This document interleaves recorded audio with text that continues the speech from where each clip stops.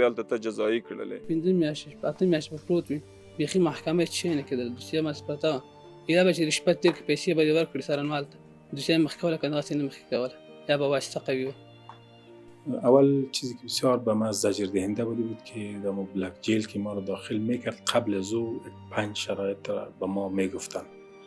در اون شرایط یک دایره را ترسیم کرده بودن، در میان دایره ما را استاد کرده بودن. این اول مرحله بود که لباسهای شخصی ما را گرفتن، لباسهای سرخ زندان را تن کردیم. بعدا اول جا می رفتیم باز به اتاق یک نفره را ساخته بودن، در اونجا داخل ما را این دایره استاد کردن. در این دایره باز اول صدا کردن که شما چیزایی را که ما میگم دقیق بشنوین و اگر تخلف کنید میتونه جانتان از دست بدین، یک اخطار میدن. اون چیزی که بسیار در داور بود که به ما گفتن که this is my house، دی خانه ماست.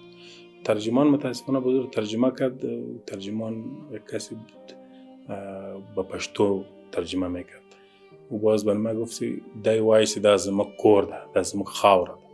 یعنی من میفهمم که بگرام است، به خاطر که ما آمدن تیاره رو ما درک میکردیم که از پکتیا تا بگرام ما قدر ساعت در بر میگه و خاک ما رو نسبت به خود میگه خاک ماست. این ما رو بسیار زور داد، در خاک ما آمده اشغال هم کرده. باز بسیار با افتخار میگه که خاک ماست، تو در خاک ما قرار داری، باید اصول ما رو بکنی.